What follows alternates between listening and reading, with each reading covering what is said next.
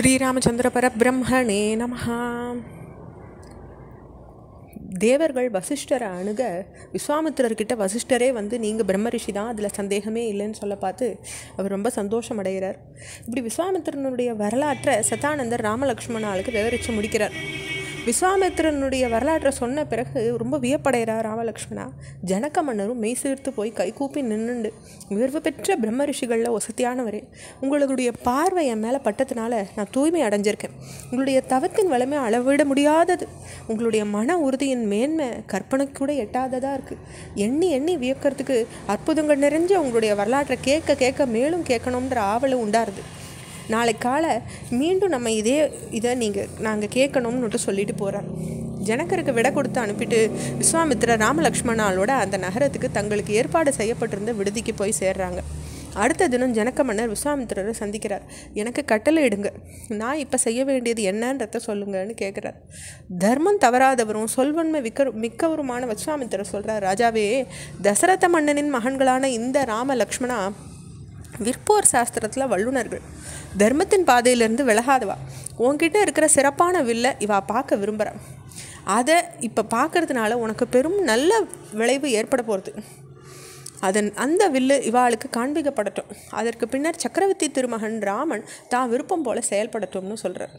இப்படி விஸ்வாமித்திரரால் பணிக்கப்பட்ட ஜனகர் இந்த வில்லை பற்றின பின்னணியை சொல்ல எனக்கு அனுமதி தரணும்னு கேட்டுட்டு மேலே தொடர்றார்.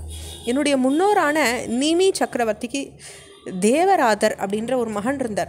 புகழ்பெற்ற அந்த மன்னர்கிட்ட தேவர்களால் ஒப்படைக்கப்பட்ட வில்லு இது.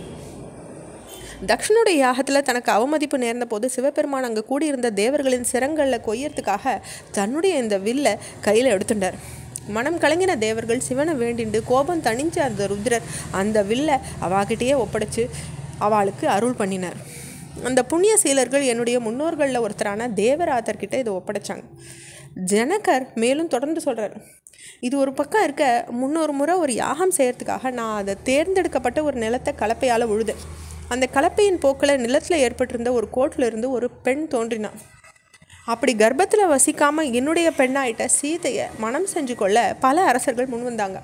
அற்புதமான வகையில் கிட்டிய இந்த பெண்ணான சீதையை சாதாரணமான அரசனுக்கு திருமணம் செஞ்சு வைக்க நான் விரும்பலை. பெரும் வீரனே அவளை மணக்கணும்னு நான் ஆசைப்படுறேன். அப்படி ஒரு முடிவெடுத்தனா சீதையை மணக்க விரும்புகிறவா சிவபெருமானுடைய அந்த வில்லில் நாணேற்றணுன்ற நிபந்தனையை நான் விதிச்சிருக்கேன். பல தேசத்து மன்னர்கள் சீதையை மணக்க விரும்பி இந்த வில் சம்மந்தப்பட்ட பரீட்சையில் இறங்கினாங்க. ஆனால் ஒருத்தரால் கூட இதை கையால் தூக்க கூட முடியல. அப்படி இருக்க நாணேற்றதுன்றது எப்படி நடக்கும்? என்னால் அவமானப்படுத்தப்பட்டதாக நினச்சிட்ட அந்த மன்னர்கள் என் தேசத்தின் மேலே படையெடுத்தாங்க. தேவர்களை வேண்டி படபலத்தை பெற்றேன்னா அவளை முறியடித்து அவளுடைய படைகளை சிதறடிச்சிட்டேன். இதுதான் இந்த வில்லினுடைய சரித்திரம். இந்த வில்லுக்கு ராமர் நாணேற்றுட்டார்னாக்கா கர்ப்பத்தில் வசிக்காமலேயே பிறந்த என்னுடைய மகள் சீதை அவருக்கு தான் மனைவி ஆவான்னு சொல்லி ஜனகர் சொல்லி முடிக்கிறார். இதை கேட்ட விஸ்வாமித்திரர் அந்த வில்லு ராமனுக்கு காட்டப்படட்டும்னு மட்டும் சொல்கிறார். ஜனகர் கட்டளையிட 8 சக்கரங்கள் கொண்டது ஒரு வண்டியில் அந்த வில்லு வர வைக்கப்படுறது. அது வைக்கப்பட்ட பெட்டியோட 100கணக்கான வாளால் அது இழுத்துட்டு கொண்டு வரப்படுறது. ஜனகர் விஸ்வாமித்திரர்கிட்ட வேதம் உணர்ந்தவாளில் மேம்பட்டவரே, பல மன்னர்களால் தூக்கவும் முடியாமல் போன இந்த சிறப்பான வில்லு இதுதான். தேவர்கள், அசுரர்கள், ராட்சசர்கள், கந்தர்வர்கள் அவா கூட இதை வளைக்கவோ நாணயத்தவோ அம்பு கோக்கவோ சக்தியற்றவாதான். அப்படி இருக்க இந்த வில்லு மனுஷ சக்திக்கு அப்பாற்பட்டதுன்றதுல சந்தேகமே கிடையாது. ராஜகுமாரர்கள் இதை பார்க்கட்டும்னு சொல்கிறார். விஸ்வாமித்திரர் ராமரை பார்த்து சொல்கிறார், அன்புக்குரியவனே ராமா, புகழ்பெற்ற இந்த வில்லை பாருன்றார்.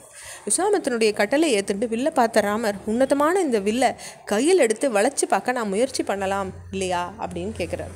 விஸ்வாமித்திரருக்கும் ஜனகரும் இதுக்கு அனுமதி அளிக்கிறாங்க. கூடியிருந்தவாளும் எல்லாரும் பார்த்துட்டு இருக்கிறச்சே ராமர் ஒரு பெரிய முயற்சி இல்லாமலேயே சர்வசாதாரணமாக அந்த வில்லை கையில் எடுத்து நாணயத்தை வளைக்கிறார். வில்லு முறிஞ்சு விழுந்துடுறது. இதனுடைய தொடர்ச்சியை நம்ம அடுத்த பகுதியில் பார்க்கலாம். ஸ்ரீராமச்சந்திர பரபிரம்மணே நமஹ.